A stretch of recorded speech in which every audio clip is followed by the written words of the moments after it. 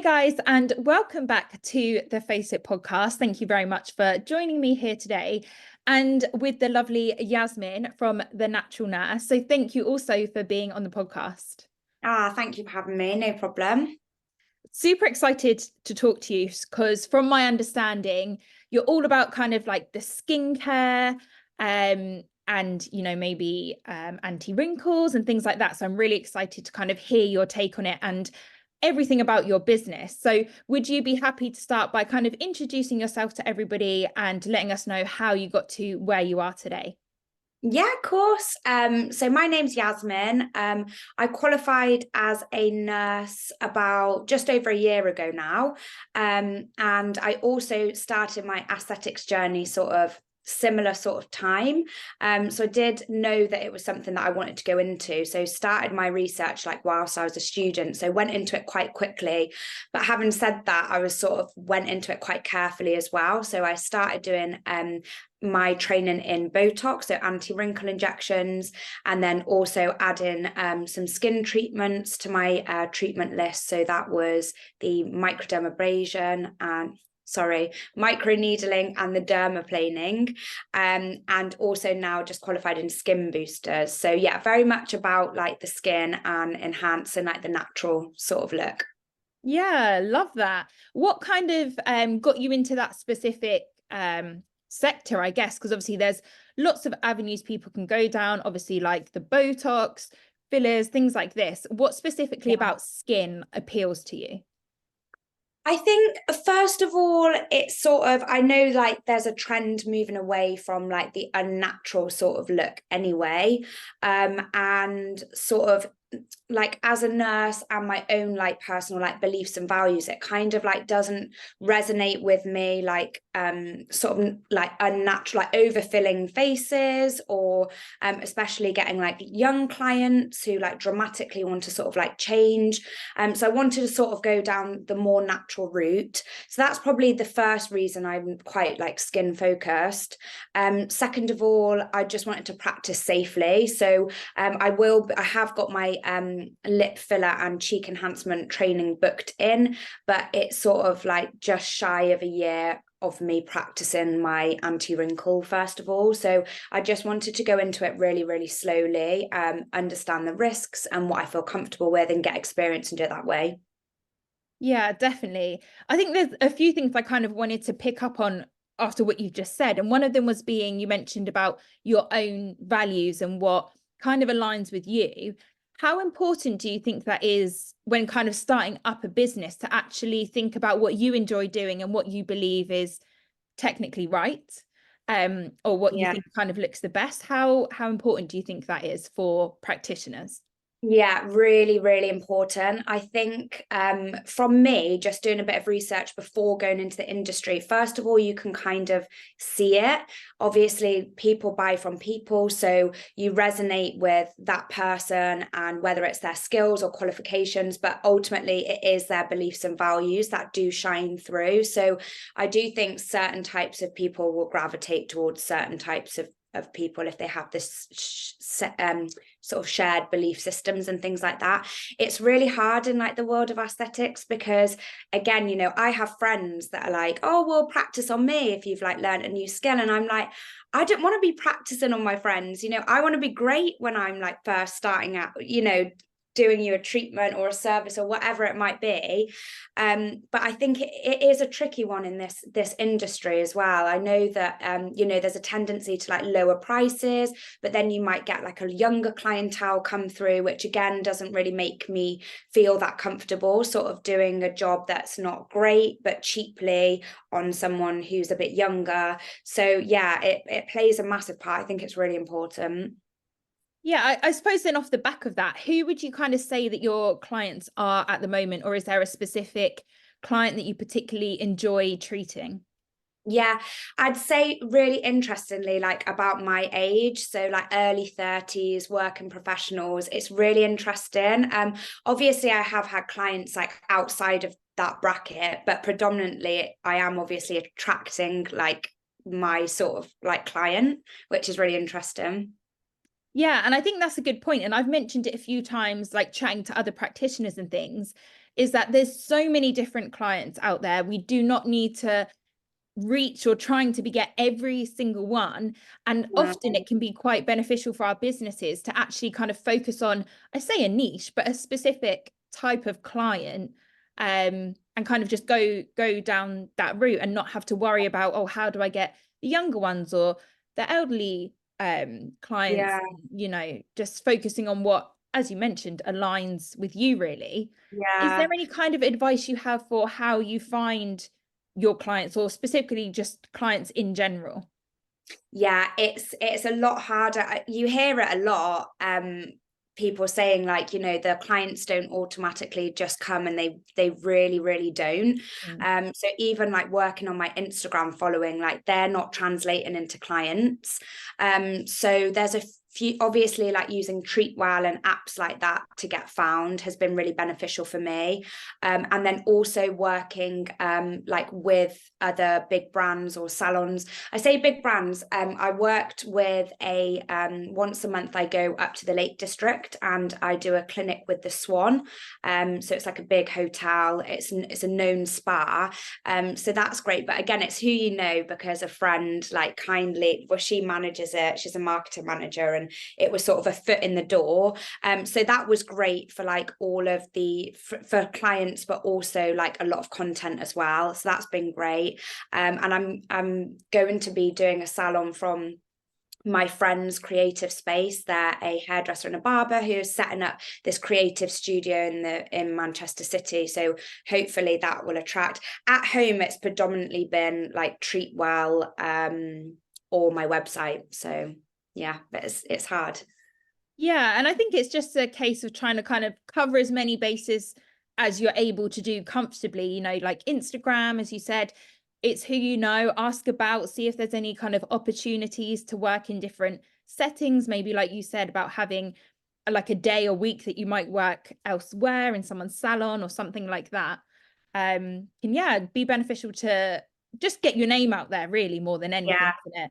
And then definitely. hope that your pictures and videos, for example, do the work for you, you know, showing you Yeah, can do a good job, and then people are going to yeah. come. Hopefully I've that's the definitely aim. found that like when Instagram is like the window shopping. Mm. Like often clients come to you through other revenues, or word of mouth is a good one, like recommendations. But again, I found that difficult because I'm not from Manchester, so it's not like I've got a good group of friends, but I haven't like grown up here all my life. I haven't, I'm not as like rooted as that in the city. So forgot my trail of thought now. Yeah, so Instagram is more sort of like they come to you from other avenues, and then Instagram's like the window shopping. But again, it's trying to get that online presence and like get over the fear of just like jumping on and chatting to the camera and not feeling silly.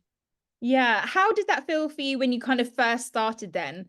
Because from my experience, obviously speaking to a lot of people, which has been fantastic, and a big one is kind of the actual getting yourself out there, and especially on social media, it can be scary place to be. How did that Yeah. kind of feel for you when you were just starting out? And I suppose now as well. Yeah.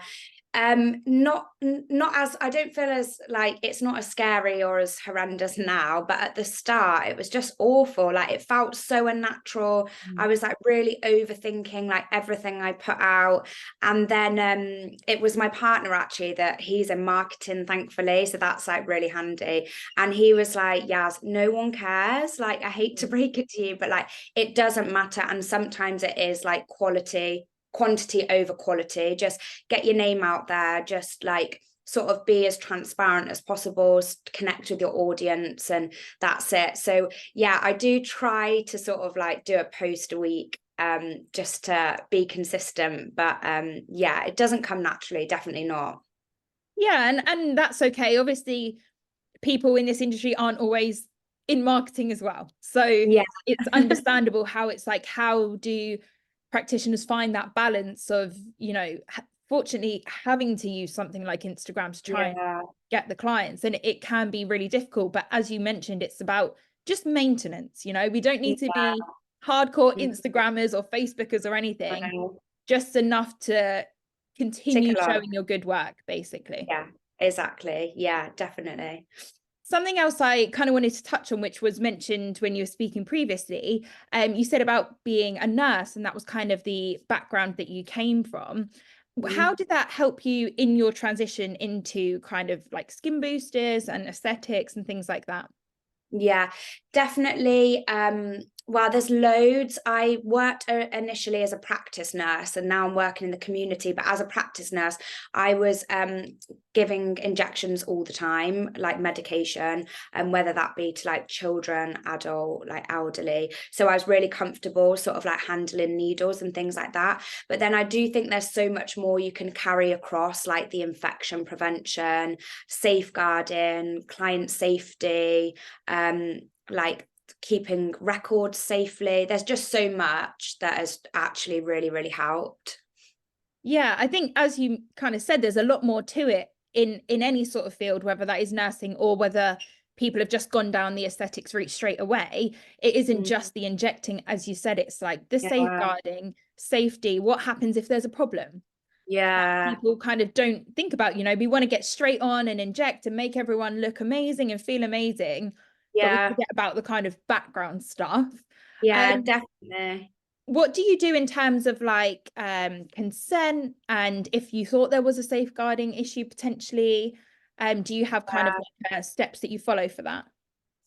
Yeah, so Faces has just been amazing. Like I really, really am thankful to that app. So that's been great in terms of like consent. Obviously, you've got all of your preloaded like forms on there, and then you can just edit them as you need to. So that's been amazing with the consent things. Luckily, I haven't come across like safeguarding yet at all, but I guess it would just be getting in touch with the local authorities if I felt like I needed to, or helping that client in any avenue that they needed to, whether it's providing them like information or keeping them safe, or sometimes it is just a confidential chat that they might want. So yeah, I guess it would depend, but thankfully it hasn't happened yet. So Yeah, well, that's always a good thing. And I think yeah, it's like specifically important, as you mentioned, clients getting younger and younger and younger.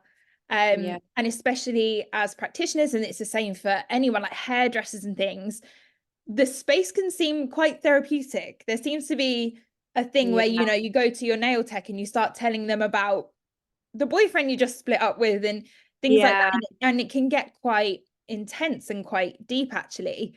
What's your yeah. thoughts on actually like building relationships with clients, and how does that translate to them potentially and hopefully returning to you?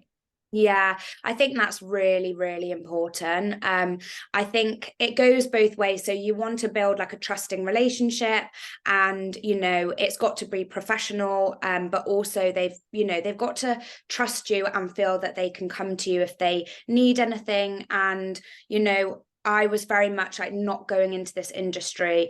Obviously, I do want to make money, of course. I'd be lying if I said I didn't. Mm. But I'm very realistic in the sense that even if at first my revenue just pays for courses and like equipment and stock and everything like that, then I'm fine with that. And I do think that comes across to like my clients. I won't ever try to like upsell or offer them anything that they don't want, or put them under pressure. If they want to go away and like think about something, that's fine. If they want a video consultation, that's absolutely fine. And I do think that sort of really comes across.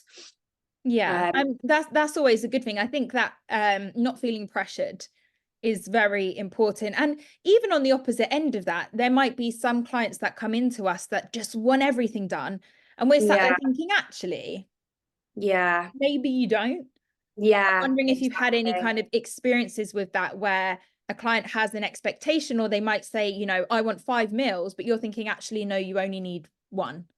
Yeah, I've definitely sort of, well, it's definitely gone both ways. Sometimes the clients just wanted like one area of Botox, Mm. and I've sort of said you might not like the effect. Say I've done their frown, you might not like the effect on the forehead or the way that those sort of muscles then pull. And I've had them come back, and it's gone the opposite way, where I've sort of said you actually just don't need 3 areas. I can do it with two. So again, it's just being open and honest. But then also, it sort of goes the other way way as well, as I remember at the start, I was so wanting to sort of like over please. I want that client to return, that I might be like, oh, well, I'll just chuck in this, or I'll just chuck in that, or don't worry about this. And that's really important as well, to like find your feet and put that professional boundary in place and sort of stick to those. So it keeps you safe, it keeps them safe. You've got clear expectations, and it's the same for every client.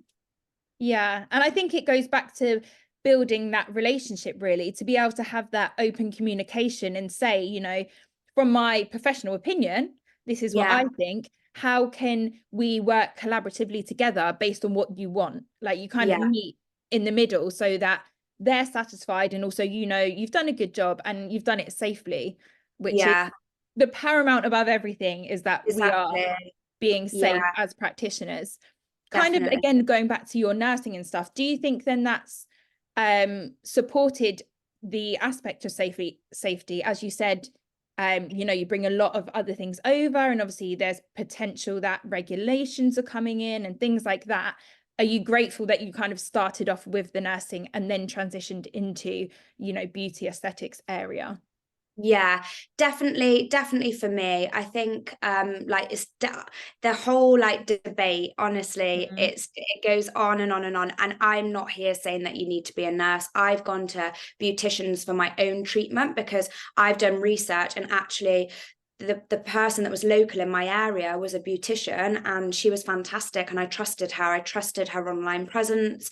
I went to her studio. It was amazing, professional, felt really safe. So I'm not for 1 minute saying that you need to be a nurse. It has helped me massively. And even with things sort of like I think before nursing, I was a bit more of an introvert, or a little bit more like shy and talking to clients. And I think you can massively underestimate that in this industry. Like it's just you and your client in that room. Mm. They're expecting to come into a safe environment where you are in control, you're leading, you're the expert, you are keeping them safe. And I think without my nursing background and leading those consultations and things, I think I would have struggled with that. But again, I haven't had any experience before of ever giving treatments to anyone for anything. So for me, it's definitely been beneficial. But again, like you said, I think as long as the patients are safe and it's regulated, or there is a regulatory board that is going to keep us safe and support us as practitioners, I think that's the main thing, really, isn't it? Yeah, definitely. And I think that's the whole kind of point of these regulations, or maybe from my hope and perspective, is that it just ensures that everybody is at the same level, no matter what background you've come from, whether it's from nursing Yeah, or you've just done it directly, is that we're all trained to a certain standard and we're being held at that yeah, standard. yeah. And other than that, I mean, there's not more that you can ask for, really. As you said, like So, people come from being just a beautician and they do aesthetics and they're yeah, amazing, because yeah, you're only ever good at what you put the effort into, and that's including exactly. training, you know, whether that's like the academic side or obviously Yeah, your physical side. The more you do, the better you're going to yeah. be. That's So the it's a vocation at the end of the day, isn't it? And mm, like it's the same with anything, hairdressing, carpentry, anything that you practice, but we're just effectively getting experience on people's faces, which mm, is the nature of the job, isn't it? Which is why it can be so scary. My Botox training was really good. I did it one-to-one with a doctor in Trafford, and he had like 15 or so patients come through. So we did the theory and he demonstrated, and then he made me hold the needle for the rest of the day.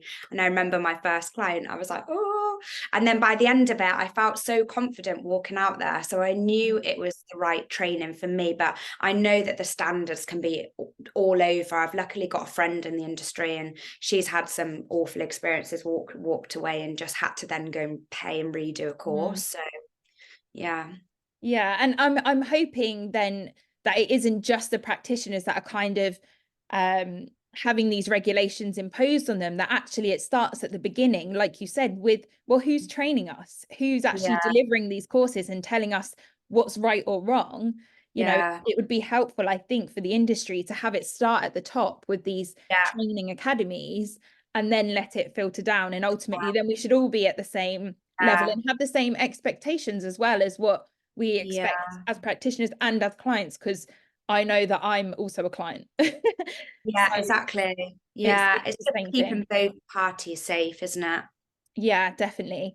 I suppose just to wrap up the podcast then, just to talk about your business, what kind of have you got going on? Is there anything in the pipeline that's coming out soon? Can you tell us like a little bit about that?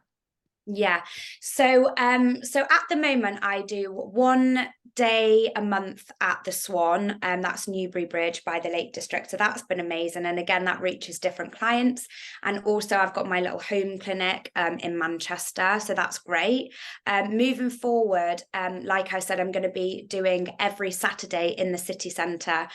So I'm really looking forward to that. It's my really good friends are opening up a salon called You Do You, as in like you do you, hun, but it's about you do you.